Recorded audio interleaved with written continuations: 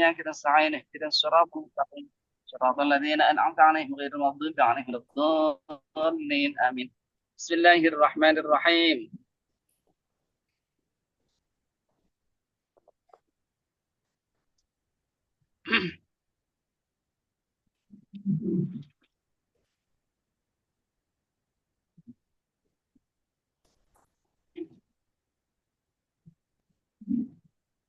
Bismillahirrahmanirrahim. Sawabiqul himam la takhruqu aswarul aqdar. Sawabiqul himam la takhruqu aswarul aqdar. Sawabiqul himam.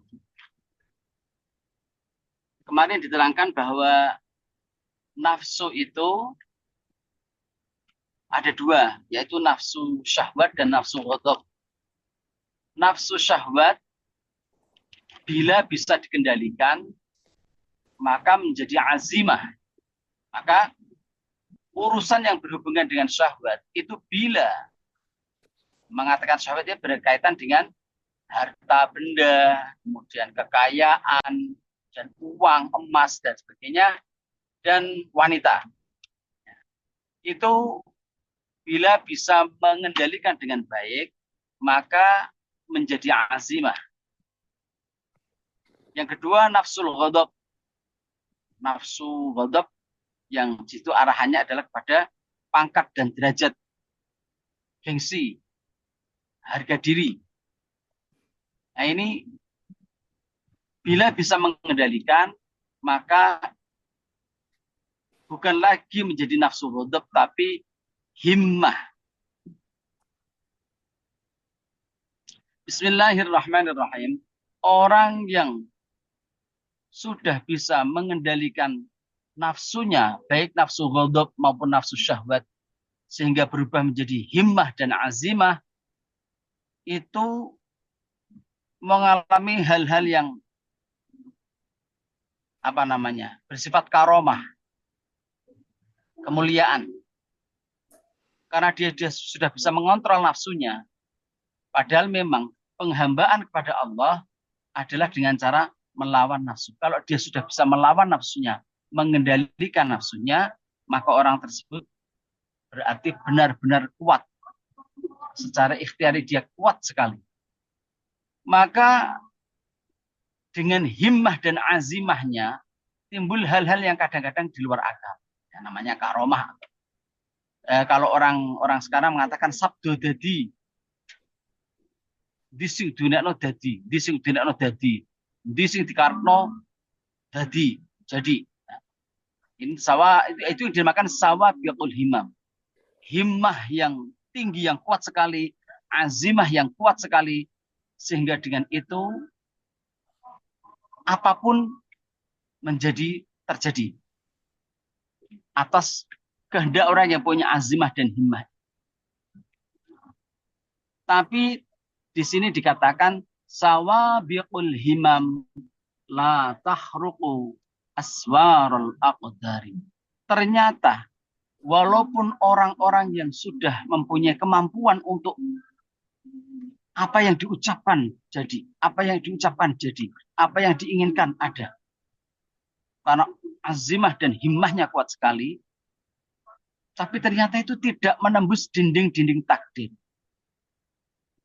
Bahwa ternyata bahkan azimah dan himmah itu semuanya juga dalam lingkaran takdir. Jadi walaupun orang yang sudah punya himmah dan azimah yang tinggi, itu ternyata karena memang amal ibadah itu tidak bisa menjadikan datangnya anugerah Allah yang bersifat kasfi, maka kasfi atau terbukanya hati untuk menuju kemakrifatan kepada Allah itu seakan-akan tidak ada hubungannya dengan amal. Walaupun secara ikhtiari. Walaupun secara ikhtiari amal itu kemudian menjadikan datangnya anugerah dari Allah, tapi ternyata anugerah yang mengandung unsur kasfi itu adalah murni kehendak Allah. Maka tidak heran kadang-kadang ada orang yang sudah tinggi amalnya, lama sekali, pengabdiannya lama sekali, tapi belum dikasyaf oleh. Tapi ada orang yang baru beramal sedikit, tapi sudah dikasyaf oleh Allah. Semua itu atas benar-benar anugerah dari Allah, bukan karena amal. Walaupun secara ikhtiari usahanya adalah dengan lewat amal, tapi pada hakikatnya semua itu murni kehendak Allah.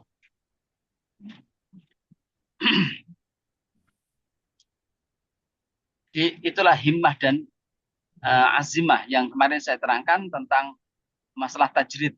Kalau ada orang yang dimakamkan Allah pada makam tajrid, makam dia tidak usah ikhtiar, kok malah ikhtiar, malah berusaha, maka dia terprosot, ya, merosot dari himmah aliyah, dari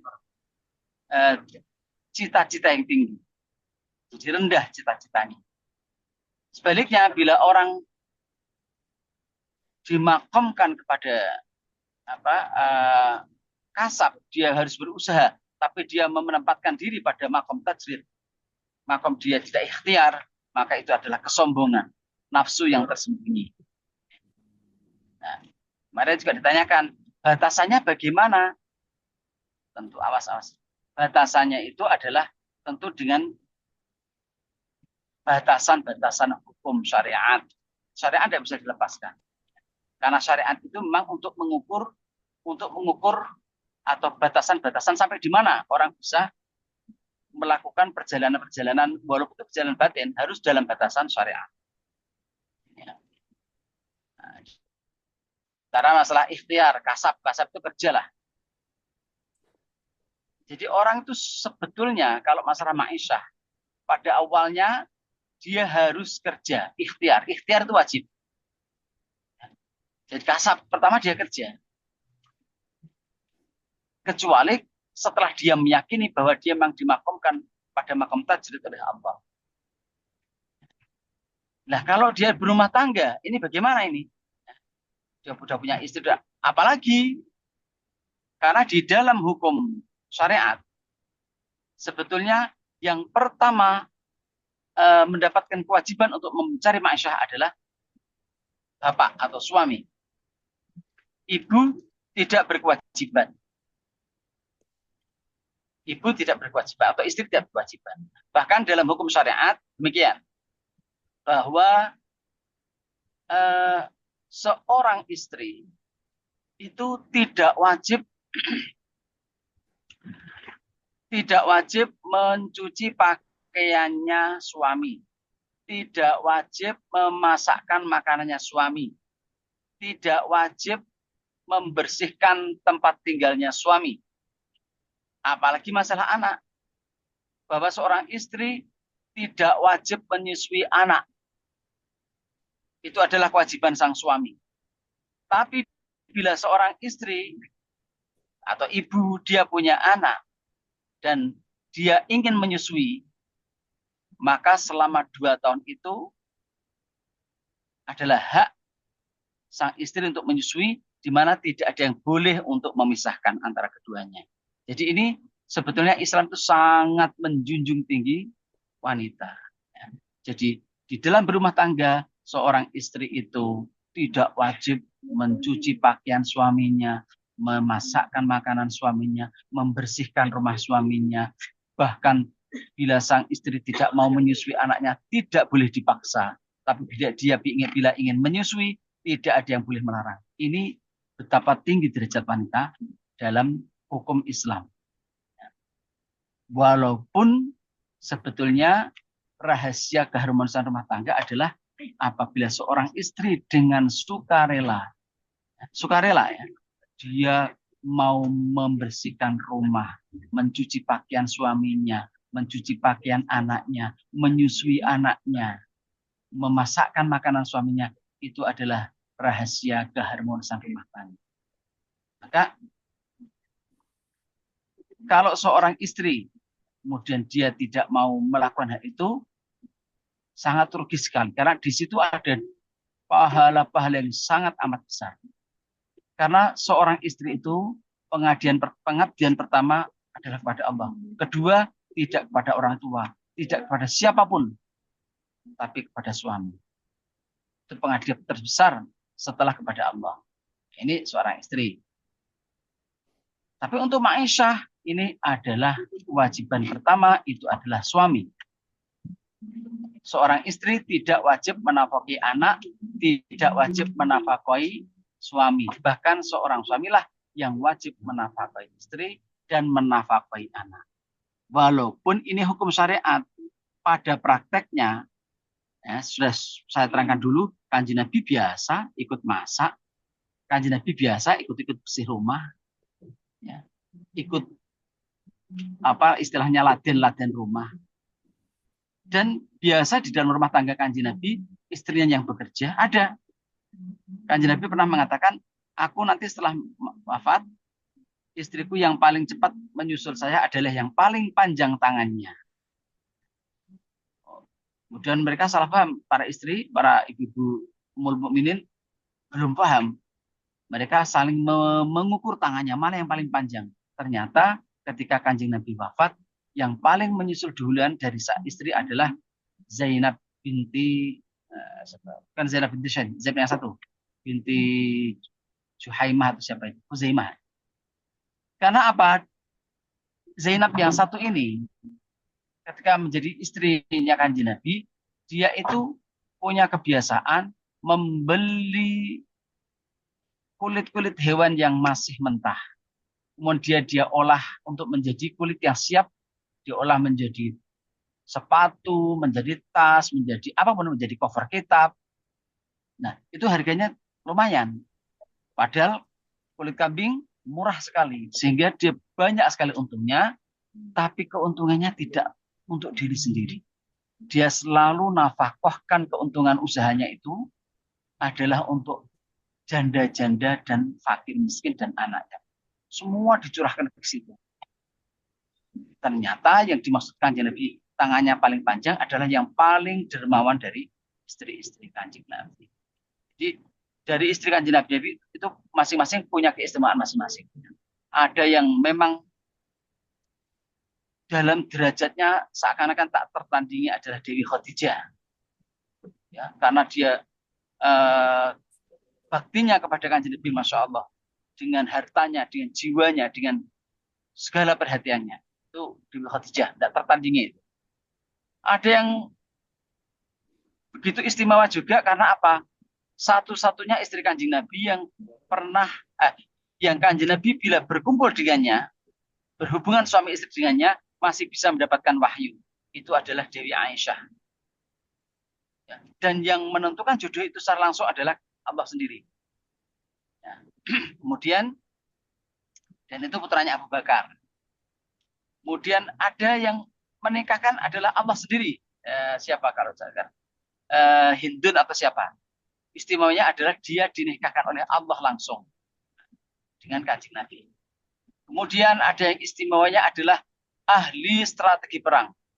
Kanjeng Nabi itu kalau perang selalu musyawarah atau minta pendapat dari istri yang satu itu, yaitu Hindun itu. Hindun, siapa? Ummu Habibah. Ummu Habibah ini memang dari keluarganya adalah orang-orang yang sangat cerdas dalam strategi perang, siasat perang. Ini makanya istri Kanjeng Nabi itu dengan keistimewaan masing-masing. Lah, Zainab yang satu ini adalah yang paling dermawan. Ada ya istri Kanjeng Nabi yang selalu dimintai pendapat atau nasihat oleh istri-istri yang lain. Kalau tidak salah itu siapa? Hani atau siapa ya? Hani. Jadi Kanjeng Nabi itu dengan berbagai macam keistimewaan. Nah, secara hukum, secara syariat adalah suami yang memang kemudian wajib menafkahi rumah tangga. Tapi pada prakteknya, istilahnya bolehlah istri membantu. Bolehlah istri membantu. Kemudian memang benar bahwa secara hukum, secara syariat, istri tidak bertanggung jawab tentang makanan suami, pakaian suami, kebersihan rumah, menyusui anak, tapi itu adalah rahasia keharmonisan dan di situ ada pahala yang sangat-sangat besar yang bila seorang istri tidak mau melakukan itu dia sangat rugi besar. Nah, itu kembali kepada ngaji lagi masalah himmah dan azimah.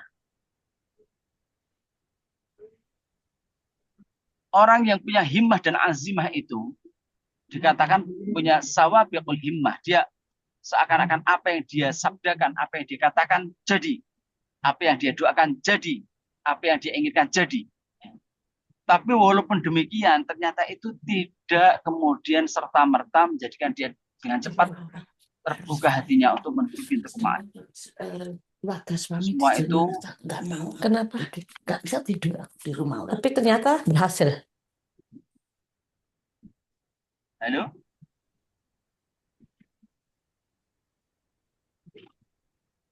Jadi ada yang Halo, ya, bismillah.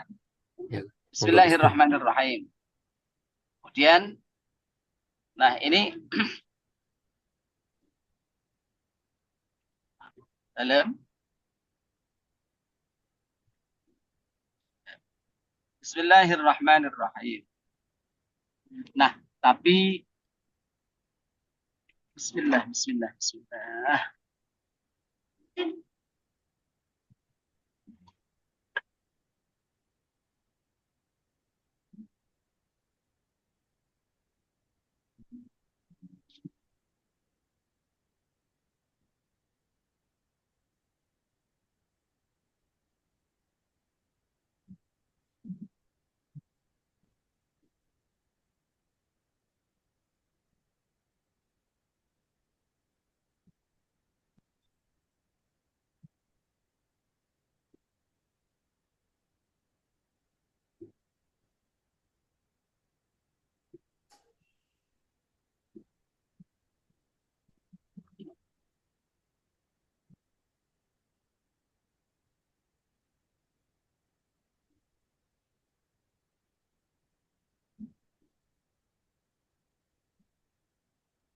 Bismillahirrahmanirrahim. Jadi di sini Kiai Musnad adalah dengan maksud demikian bahwa perjalanan untuk menuju Allah jangan terlalu terlalu berambisi atau ya terlalu berambisi karena itu menjadi tidak ikhlas. Bahwa harus dengan keyakinan bahwa kalau Allah sudah menghendaki maka tidak ada yang bisa menghalangi. Maksudnya adalah demikian ya. Jadi sawabiqul himmah yang seperti itu tidak bisa menembus takdirnya Allah. Ya. Di antara maksudnya adalah perjalanan orang menuju kepada Allah adalah tidak usah dengan terlalu bersemangat karena itu menjadikan tidak ikhlas tadi bahwa harus ingat la haula wala quwata illa billah. Tidak ada daya untuk menghindari maksiat dan tidak ada kekuatan untuk melakukan ibadah kecuali atas kehendak Allah dan dengan konsep apa? Dengan ikhlas dengan apa itu dulu? Sa'i. Dengan cara sa'i yang digambarkan sa'i pada haji itu. Sa'i itu harus diawali dengan di Bukit Sofa dan dengan di akhirnya Bukit Marwah.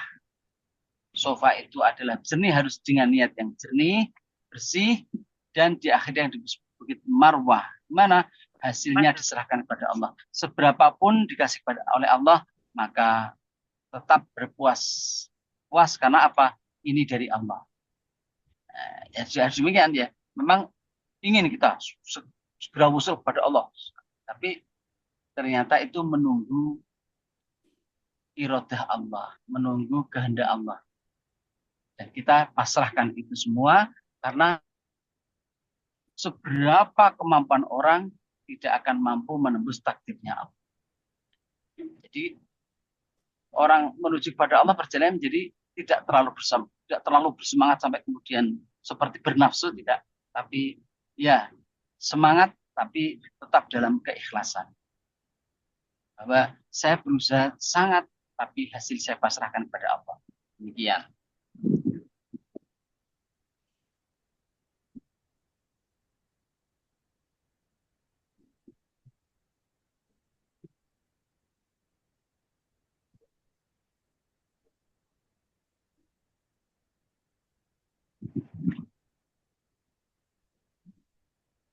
Yang mau bertanya silahkan.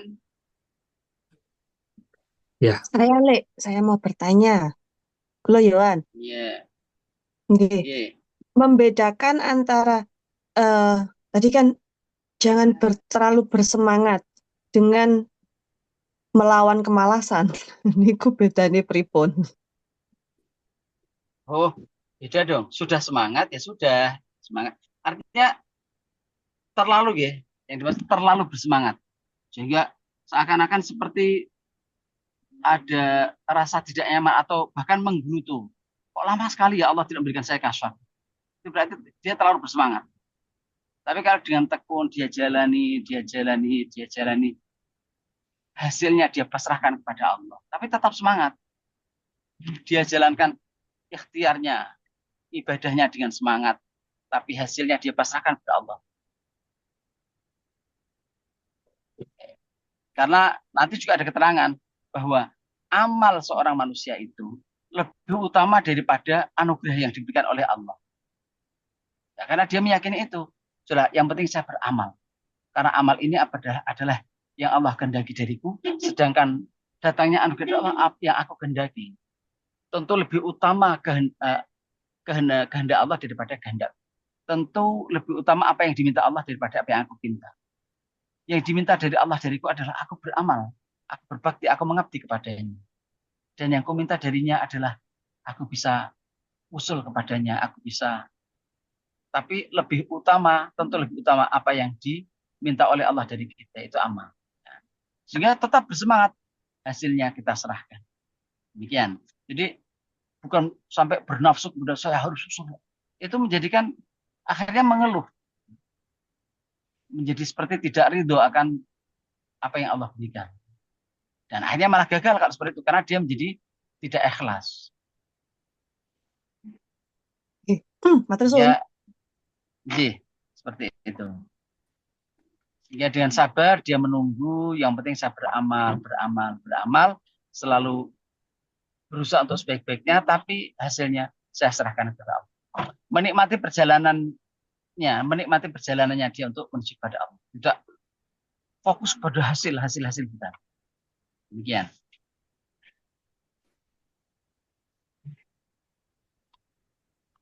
Yang lain monggo. Suasananya agak goyang-goyang ini ya. Masuk mikirnya juga agak goyang-goyang karena ini jalanan. Saya ini dedeknya ibu jalan-jalan saya. oh iya, kemana Gus mau jalan-jalan? Ke Kudus ya, Oh, Kudus gitu. belanja-belanja. Tadi ada yang pasti ada lihat apa itu barongsai. Ini kan kelihatannya dari besarnya Cina ini ya. Hmm. Ada di barongsai itu banyak Cina keluar itu. Baru ini tanggal 29 napa nggih? Nggak tahu Gimana ya, Gus? tadi pokoknya ada barongsai gitu. Saya buka pintu mobil, nyapa saya. Mungkin kok kayak saya sama-sama Cinanya ya. Cina hitam ya. Bingkek le. Nah, memang iya, simbah saya kan ada Cinanya kan. Jadi buyutnya buyut saya, ya itu buyutnya buyut saya. Itu dulu nikah sama orang Jawa nggak punya anak, pasem kan? Nah, dia nikah sama keluarga Cina yang memang asli Islam, asli Islam. Jadi di Indonesia tuh dulu karena kalau orang Jawa seakan-akan pasti tidak Islam, kalau tidak Hindu Buddha. Tapi kalau orang Islam hampir pasti itu kalau bukan orang Arab, orang Cina atau orang India, Hmm. itu malah yang Islam. Kemudian setelah ada penjajahan dari Belanda, kemudian didatangkan Cina beragama Hindu Buddha. Setelah itu kemudian didatangkan Cina lagi beragama Kristen. ketika tahap yang Belanda mendatangkan Cina beragama Kristen itu, Cina-Cina yang beragama Buddha itu agak sakit hati sehingga mereka mengatakan apa singka itu orang baru ya. Orang baru singka lah orang Jawa kalau bilangnya singkek. Singkek itu malah berarti Cina yang beragama Kristen. Singkek. Itu katanya ahli sejarah kan gitu. Ya, simbah saya dulu karena nikah dengan orang Jawa tidak punya anak, terus kok malah senang sama orang Cina, terus nikah sama orang Cina, tapi asli keluarga Islam. Sehingga sampai kemudian punya anak turun sampai sekarang. Dan sekarang dilasem oleh paman saya, Zaim, dipadukan antara kehidupan pondok dan kehidupan Cina-Cina yang masih tradisional sekali dilasem. Rumahnya, kemudian adat istiadatnya masih sangat Cina sekali.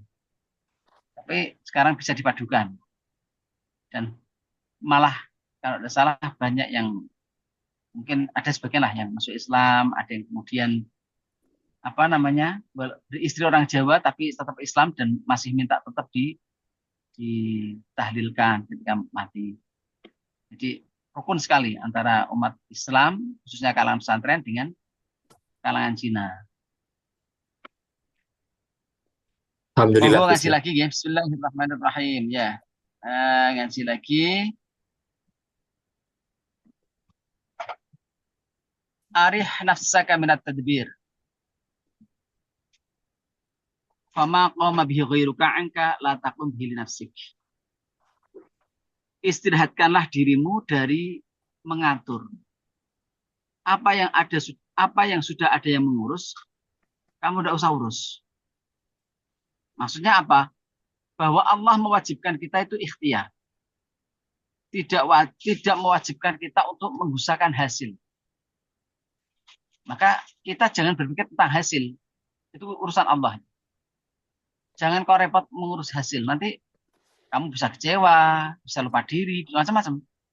Tapi harus menyadari hasil adalah urusan Allah. Sehingga walaupun usahamu seakan-akan kamu merasa belah untuk segini ternyata mendapatkan kurang dari itu, kamu menyadari karena itu semua kehendak Allah. Dan itu pasti ada hikmahnya. Pasti untuk kebaikan saya.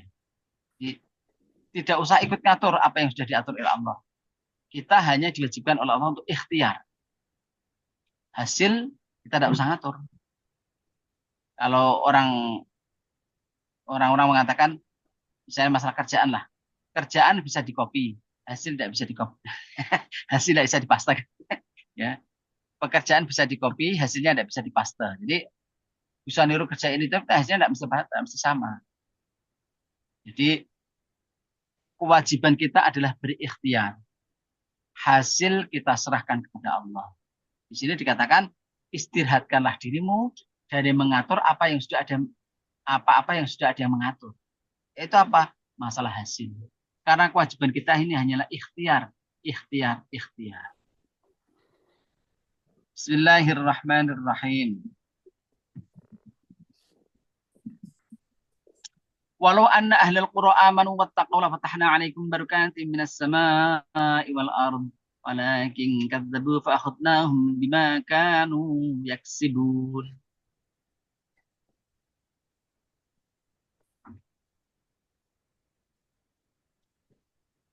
Nah, ikhtiarnya bagaimana? Ikhtiar agar kita menjadi makmur di dunia akhirat, makmur zahir batinnya ini. Seperti disinggung oleh Allah dalam Al-Quran, seandainya ahli kota-kota ada di sana itu mereka beriman dan bertakwa, maka akan aku bukakan bagi mereka berkah-berkah dari langit dan bumi. Sayang, tapi mereka menganggap bohong nabi-nabiku, menganggap bohong kitab-kitabku, maka aku ambil tindakan mereka karena apa yang sudah mereka kerjakan, karena perbuatan-perbuatan mereka. Sehingga ikhtiarnya seperti itu, ikhtiar agar kita menjadi makmur zahir batin, makmur dunia akhirat. Kita berusaha untuk selalu beriman dan bertakwa kepada Allah. Apakah takwa itu? Takwa adalah imtithalu awamirillahi wa intihaun an eh, manahihi. Mengikuti perintah Allah dan menghindari larangan Allah. Itulah takwa.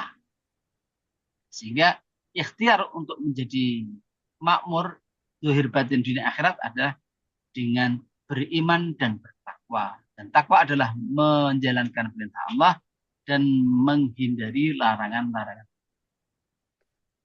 Dan takwa di antara yang paling tinggi adalah tawadhu atau akhlak. Tawadhu andal asor. Sekian, monggo ada yang bertanya lagi, silakan. Iya. Silakan teman-teman yang ingin bertanya boleh bertanya. Assalamualaikum, ada Bu Nyai juga. Monggo mungkin Bu Ida, Mas Aan. Iya, boleh nih. Assalamualaikum warahmatullahi wabarakatuh. Waalaikumsalam. Mas Fadli lagi di dapur saya. Tak Oh, sambil izin Bu masak. Nyai. Siap. Monggo beda. Nih, Gusmo. Alhamdulillah, selamat tahun baru Gusmo. Semoga semuanya Selamat, amin. membaik. Amin. Amin, Mohon doanya. amin. Ini Gusmo Amin, tadi saya agak-agak kurang jelas yang Gusmo Ya. menerangkan kalau yang sudah Allah sudah berikan di level apa gitu, terus kita tetap berikhtiar gitu. Terus dan itu tidak baik. Cuman saya kurang mudeng gitu ya. Maksudnya gimana Iya. itu? Ya, sebetulnya ada hamba-hamba Allah yang dimakamkan makom tajrid. Makom tajrid itu di mana orang itu sudah tidak usah usaha, tidak usah kerja lah, tidak usah kerja, tapi dia bisa makan, bisa makmur lah. Kok malah kerja? Itu dia berarti merendahkan diri sendiri. Apa ada? Ada. Ya. Orang-orang yang cirinya apa? Dia tidak kerja, dia bisa makan minum. Mohon maaf ya, mohon maaf. Saya tidak pernah kerja. Ya. Tapi wallahu alam saya tidak tahu. Tapi dari manapun itu, saya bisa makan minum. Oleh siapapun. Saya tidak pernah kerja. Jadi, apapun alasannya, kalau ada seorang di dalam situasi di mana dia tidak kerja, bisa makan minum, ngapain kerja? Itu merendahkan diri sendiri, seperti itu. Mendingan fokus karena dia dikasih Allah situasi yang di mana dia fokus untuk beribadah kepada Allah, udahlah, fokus beribadah kepada Allah. Itu makam tajrid. Cirinya tadi, dia tidak kerja, nyatanya bisa makan minum. Dan bila dia tidak punya uang, santai, tenang. Punya uang ya senang, tapi senang biasa. Tidak punya uangnya biasa. Itu cirinya makom tajrid. Tapi pada permulaannya, kalau kemudian dia situasi itu tidak dari kecil, ya, dia dari orang biasa yang memang orang tuanya kerja, kemudian dia rumah tangga. Nah, kalau dia berumah tangga tentu penghasilan dari mana? Nah, ini tentu dia harus kerja. Nah, tapi kalau orang di mana dia di dalam situasi yang dia tidak usah kerja pun udah, apapun alasannya dan apapun situasinya. Cirinya seperti itu. Cirinya adalah orang yang sudah tidak kerja, dia bisa makan minum dan tentram. Nah, seperti itu. Tapi juga bisa diartikan demikian. Hal-hal yang tidak perlu diikhtiari, memang karena itu tidak bisa diselesaikan, tidak usah diikhtiari. Ada situasi di mana orang mendapatkan suatu, katakan masalah. Tapi masalah itu tidak bisa diatasi. Ya sudah. Jangan terlalu dipikir, karena memang tidak bisa diatasi. Sudah, selesai. Saya, mungkin sudah dapat ceritakan ya, saya dulu tuh pernah, saya punya kakek namanya Mbah Soleh. Mbah Soleh punya adik namanya Munawir, adik yang paling kecil. Dia menghadapi masalah, dan dalam pandangan batin Mbah saya, Mbah Soleh, itu tidak bisa diselesaikan. Maka dia bilang sama adiknya, Dek, Nang, kalau bahasa Jawa, masalahmu tuh tidak usah diselesaikan, tidak bisa, biarkan saja, karena itu tidak bisa diselesaikan.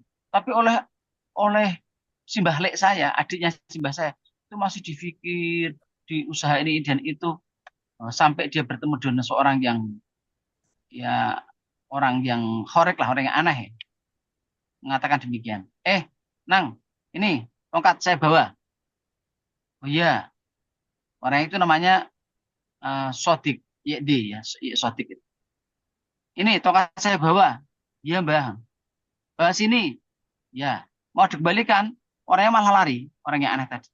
Sampai dikejar mbah saya, Mbah Munawir itu. Dikejar, ternyata orangnya naik kereta api, tidak terkejar, tertinggal. Dia bingung, maksudnya apa ini? Saya suruh bawa tongkat, suruh kembalikan, tak kembalikan kok malah orangnya lari. Naik kereta, tidak ketututan. Bingung, maksudnya apa? Dia suan ke Mbah Soleh, mbah saya. Kak, ini maksudnya apa, Kak? Apa? Ini saya tadi bertemu dengan YD itu. Saya dikasih tongkat, suruh kembalikan, tak kembalikan malah orangnya lari. Tak kejar malah naik kereta api. Ya, tidak terkejar. Maksudnya apa, Kak? Kamu tidak ngandel kok sampai harus dinasihati orang lain segala. Itu isyaratnya adalah urusan kamu itu tidak bisa diselesaikan. Ya sudah, Nggak ngandel itu nggak tidak usah percaya. diurus. Tidak ngandel, tidak percaya.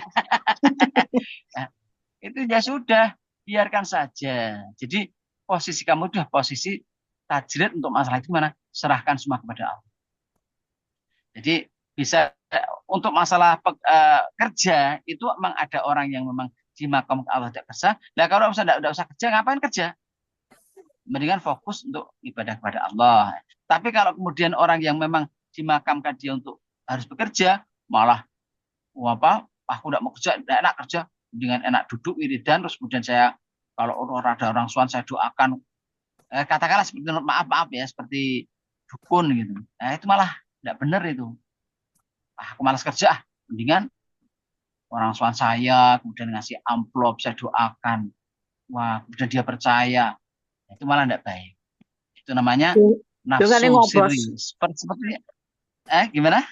Dongane ngobos. Ngendikane Ya, Mbah Mun. ya seperti itulah.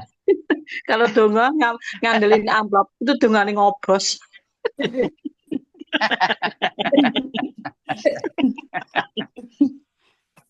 Ya, jadi demikian.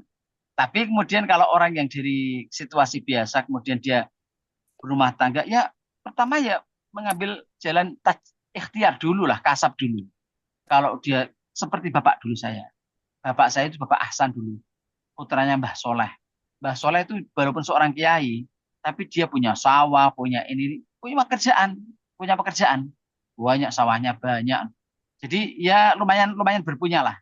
Tapi kemudian Bapak karena terinspirasi oleh pendiri Rokok Jambu Bol, namanya Kiai Ma'ruf, orangnya alim, super kaya dan sangat dermawan sekali, dia sangat senang sekali. Sehingga Bapak saya dulu ceritanya ingin jadi orang yang kaya tapi cinta kiai, cinta santri. Dan keturutan ya, sampai kemudian dia punya pabrik rokok, pendiriannya bareng dengan Rokok Sukun. Sudah lumayan berpunya Bapak itu. Meja itu isinya laci itu full uang. Ya. Tapi oleh Mbah Buyut saya, Mbah Maksum, ditegur, Ahsan, kamu tuh anaknya kiai, tidak pantas lah kamu kalau seperti Niti Semito ya. Niti Semito itu orang yang terkaya se-Indonesia zaman Belanda dulu. Tidak pantas kamu seperti Niti Semito. Terus bagaimana Mbak? Ya udah gini, kamu pilih mana? Pilih mengajar, ngaji, atau dunia? Bapak saya bilang, saya pilih ngaji Mbah sama anak-anak. Ya sudah. Benar, wallahi Mbah. 2 hari langsung bangkrut, dan setelah itu Bapak ikhtiar apapun bangkrut terus. Bangkrut sampai punya anak 7. Sampai ya wajar sekali ya mengalami kebingungan yang sangat. Termasuk ibu saya juga. Anak 7 tidak punya apa-apa. Akhirnya Bapak mendapat petunjuk dari para kiai sepuh, kamu memang makomnya tidak usah kerja. sehingga tidak kerja. Pertama-tama itu situasinya makin sulit. Terus ibu kemudian yang ternyata ibu minta izin pada bapak, Pak, saya tak buka kos. Merasa ibu ada tanggung jawab bapak dan bapak harus tajrid. Bapak tidak boleh. Tapi kemudian ibu yang bilang, kalau begitu saya tak tomak Pak ya. Oh ya jangan kalau tomak. Ya udah itu berarti makamu udah makam kasab. Sehingga ibu yang malah bekerja. Ya. Ibu yang malah bekerja karena memang ini bapak makamnya makam tajrid seperti petunjuk para orang-orang seperti itu. Tapi kalau kemudian nyatanya kalau tidak kerja ini tidak cukup, ya jangan. Ya. Apalagi kemudian kalau misalnya melanggar syariat bahwa maaf ini kemudian ada yang misalnya, nak kamu yang kerja atau kamu yang kerja, saya tidak boleh. Memang yang pertama kewajiban untuk menafkahi keluarga adalah bapak atau suami. Kemudian istri boleh membantu, anak boleh membantu. Kalau mungkin Jadi boleh menyimpulkan adalah kalau saya menyimpulkan itu adalah yang pertama memang harus ikhtiar, wajib ikhtiar. ya, Terus kalau misalnya sudah kalau kasab itu pilihan, kalau tajrid itu dalam tanda kutip memang suatu keharusan atau keterpaksaan. Jadi bukan pilihan, tajrid bukan pilihan, itu pilihannya Allah. Pilihan pertama adalah kasab. Lanjut, berarti kan memang kita semua itu diwajibkan untuk ikhtiar dulu, tapi di mana di titik kita akan merasa kok kayaknya ini itu sudah diusahakan nggak bisa, ya kita harus menerima, ngaten gini. Ya kecuali memang orangnya misalnya lah, orang itu sejak kecil memang udah biasa mengajar dan dia merasa sejak kecil sampai dia dewasa sampai nikah dia juga tidak kerja juga ya bisa makan. Nah, kerja apa? Mau dia kemudian sampai tua ya juga ya bisa makan walaupun dia tidak kerja dan dia tidak tahu loh kok bisa makan. Ya kalau itu berarti kan udah dia tidak memilih tapi memang seperti itu situasinya. Tapi kalau kenyataannya, makanya cirinya tadi adalah orang tajrid itu cirinya apa? Dia tidak kerja itu sudah cukup. Dia tidak kerja itu sudah cukup. Dan kalau dia tidak punya uang, tidak mengeluh. Mau punya uang, tidak punya uang yang sama aja, biasa aja. Ya, Dan seperti itu. Kalau kemudian dia gimana? Perasaan cukup itu kan setiap orang itu kan biasanya beda-beda nggih. Maksudnya di mana cukup katakanlah ngeten saya ada atap di atas kepala saya bisa makan, saya itu cukup. Tapi kan ada orang dengan ambisi yang enggak, saya harus punya ini, punya itu. Lah niku lho. Niku pripun? Nah, orang punya ambisi seperti itu malah tidak boleh tajrid toh. Orang punya ambisi seperti itu malah tidak boleh tajrid. Karena dia berarti dia orang yang tidak mudah menerima keadaan. Tidak boleh tajrid itu, malah itu nanti dia ngeluh nanti. Nanti lama-lama dia malah menyalahkan Allah. Kalau dia tidak punya apa-apa. Berarti jangan mengeluh, ya. Jadi itu sebetulnya bukan pilihan sendiri, tapi pilihan Allah. Di mana situasi zahirnya dia mendukung, setiap situasi batinnya juga mendukung, ya udah mengalir. Tapi orang seperti itu kalau kerja malah kurang bagus. Orang yang dia sudah di situasi dia tidak usah kerja juga makan minum cukup, dia juga punya uang, tidak punya yang biasa, kok malah kerja? Tidak bagus. Seperti apa ya? Ya ngapain kerja? Mendingan kamu ngaji, sholat, ngajar, udah itu. Seperti itu. Setuju. Tapi itu bukan pilihan. Itu bukan pilihan ya. Tapi nanti kebutuhan itu dari mana dapatnya, Pak Yai? Nah, makanya itu. Emang jadi selalu dia ada yang ngasih gitu ya mungkin. Selalu ada, tidak tahu. Oh, iya. Selalu ada yang ngasih gitu. Rezeki memang Gusti Allah yang ngaturnya. Tapi dia tidak mengharapkan. Oh, dia tidak mengharapkan. Saking dia tidak mengharapkannya, kadang-kadang malah dia dikasih orang lupa siapa yang ngasih.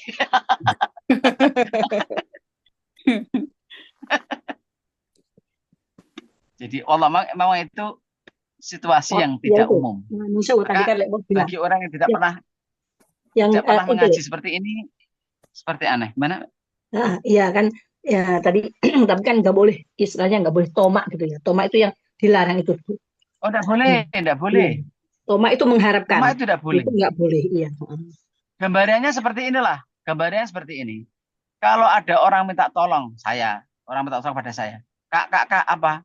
Tolong kak, saya sudah tua kak, ini tas saya tolong dibawa ke rumah situ kak ya, nyabrang jalan.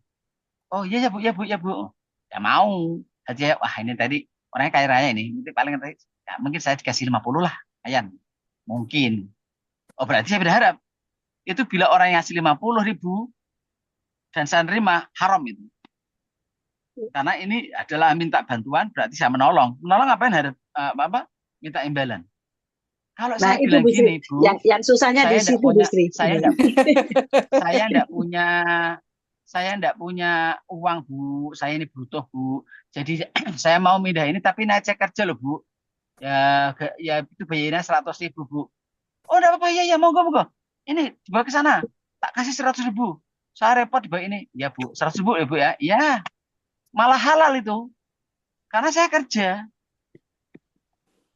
Jadi kalau menolong kemudian berharap nanti saya dikasih, malah haram. Tapi kalau memang terus terang saya kerja, malah halal. Karena menolong itu adalah bukan muamalah tapi muasyarah. Bukan kerja bisnis tapi itu adalah pergaulan. Pergaulan itu jangan dicampur aduk dengan bisnis. Menolong, kerja. Jangan menolong sambil berharap malah haram. Kalau kerja, tidak usah gengsi. Memang saya kerja, saya butuh. Abu Bakar dulu seorang presiden, tapi dia kerja. Ya, maka oleh sahabatnya semua disepakati, Abu Bakar kamu tidak usah kerja, kamu presiden, kamu mikir negara, mikir masyarakat, kamu digaji. Nah, itu kesepakatan oleh para sahabat semua digaji dengan kas negara. Awalnya kerja, karena apa? Dia khidmah kepada masyarakat, tidak berharap untuk di awalnya. Jadi gitu, seperti itu. Jadi orang kalau menolong yang menolong, kerja ya kerja, jangan campur aduk. Nah, tomak itu berarti mengharap sesuatu yang bukan kerja, ya. Kalau orang kerja itu bukan tomak, itu berarti berharap gaji, tidak apa-apa itu. Tapi kalau kemudian dia mengerjakan sesuatu yang bersifat menolong atau bersifat muasyarah, bersifat pergaulan dan mengharapkan imbalan berupa materi, itu tomak. Nah, itu tidak baik, itu tidak baik. Sehingga kalau orang makom tajrid tidak boleh tomak, wah nanti saya tidak boleh, itu haram. Kalau malah dikasih malah haram. Tapi kadang-kadang ada orang yang pintar, ada santri yang dia diminta tolong oleh orang yang ya mungkin masyarakat. Mas, tolong saya tolong ini ya. Oh iya Pak, ditolong. Hatinya pengen wah nanti saya dikasih paling nanti. Saya berharap dia. Nah, saat orang yang minta tolong tadi ngasih uang, saatnya bilang, Pak, saya tidak menerima Pak. Loh kenapa? Karena saya berharap. Padahal saya ini menolong, bukan kerja. Sehingga saya menerima ini, saya tomak. Ini haram bagi saya Pak. Oh begitu Mas ya? Ya Pak. Maaf Pak ya, santrinya pergi. Oh iya ya Mas ya, monggo silahkan. Setelah santrinya pergi, nah itu yang orang kaya itu. Nah ini berarti dia sudah berharap ini. Sudah tidak berharap. Sudah lepas dari harapan. Orang kaya tadi kemudian mengejar sang santri. Mas apa? Nih, tak kasih. Kamu kan tidak tomak, ini sudah halal nih. Oh iya Pak, makasih. Nah demikian. Ya. Jadi intinya kalau mengharap pemberian dari orang yang tidak sepantasnya, itu tidak boleh. Boleh mengharap pemberian itu kepada orang tua atau anak. Tidak apa-apa itu.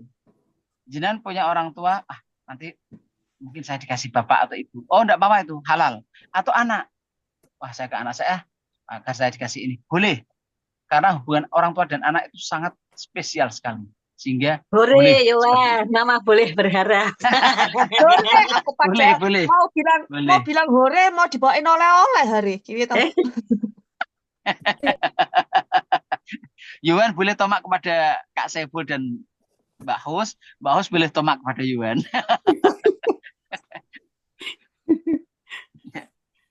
Karena itu sesuatu yang pantas, tidak menghina.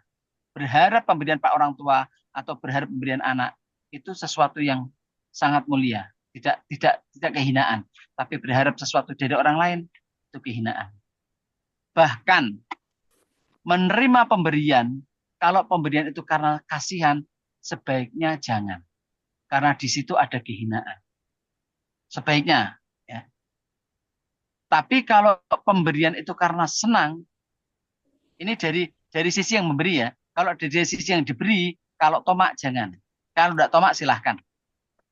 Dari sisi yang memberi, kalau pemberian itu karena kasihan, sebaiknya jangan diterima. Karena itu ada unsur kehinaan. Kalau memberinya karena senang, itu lebih baik diterima karena menyenangkan hati orang yang memberi. Ada orang suaranya bagus, bersolawat bagus, terus kemudian melihat itu senang, wah aku pengen ngasih dia. Nah, itu boleh. Karena apa? Memberi karena senang itu berarti hadiah. Tapi kalau memberi karena kasihan, itu maaf seperti memberi orang pengemis. Nah, sehingga tidak bagus. Makanya ketika Dewi Fatimah, putrinya Kanjeng Nabi dulu, sangat tidak berpunya. Tidak ada orang yang berani ngasih. Dewi Fatimah tidak ada berani. Kenapa? Kalau saya ngasih karena kasihan, di situ ada unsur kehinaan. Saya tidak berani menghina keluarga Kanjeng Nabi. Tidak berani. Maka Salman Al-Farisi hanya berani memperkerjakan bahkan. Karena kerja tidak hina. Kerja itu tidak hina. Dipekerjakan untuk menumbuk tepung. Nah, jadi di Fatimah itu menumbuk tepung-tepungnya para sahabat, dikasih gaji, dan itu bukan hina. Kalau orang sekarang kadang-kadang tidak paham, malah itu menghina, itu berarti memperkerjakan, dia malah tidak hina. Justru kalau ngasih malah hina, karena ngasihnya karena kasihan. Sehingga, dan itu Masya Allah ya, Dewi Fatimah itu sampai tangannya itu agak bengkak gitu. Masya Allah, itu di Fatimah. Demikian ya. Ada yang bertanya lagi, silahkan. Gusmu, kalau saya melihatnya yang di makom tajrid seperti ulama-ulama kita yang mengajarkan ilmu agama itu, saya melihatnya sebenarnya pekerjaannya itu ya mengajar, Gus. Maksudnya pekerjaannya itu untuk Allah, jadi bosnya Allah. Jadi nanti yang memberikan gajinya Allah gitu ya. Itu gimana, Gus, kalau kayak gitu? Wallahualam, saya tidak tahu itu ya. Tapi yang jelas itu makom yang tidak pilihan lah. Tidak pilihan. Jadi memang tidak boleh memilih ke makom itu. Itu pilihan Allah. Karena itu pilihan Allah, maka tidak boleh milih sendiri. Kalau milih sendiri berarti dia orang yang tidak tahu diri. Tapi kalau cuma dipilihkan oleh Allah, nyatanya dia tidak kerja, ya makan, ya minum, ya cukup, ya punya pakaian. Nah, ngapain kerja? Udah, mendingan ibadah, mengajar, ngaji, pokoknya yang untuk Allah. Itu makom-makom yang memang bukan sengaja dipilih, tapi situasi yang oleh Allah dipilihkan. Iya. Ya, terus Gus. Iya, sami-sami. Ya, nyuwun pangapunten, mohon maaf, ini sudah waktunya jam berapa ini? Hampir jam 4. Ya. Dari saya mohon maaf, wallahul muwaffiq ila aqwamit thoriq. Assalamualaikum warahmatullahi wabarakatuh. Waalaikumsalam warahmatullahi wabarakatuh. Waalaikumsalam warahmatullahi wabarakatuh. Terima kasih Gusmu. Terima kasih Gusmu, Ibu Mbak Gusnu. Terima Terima kasih. kasih.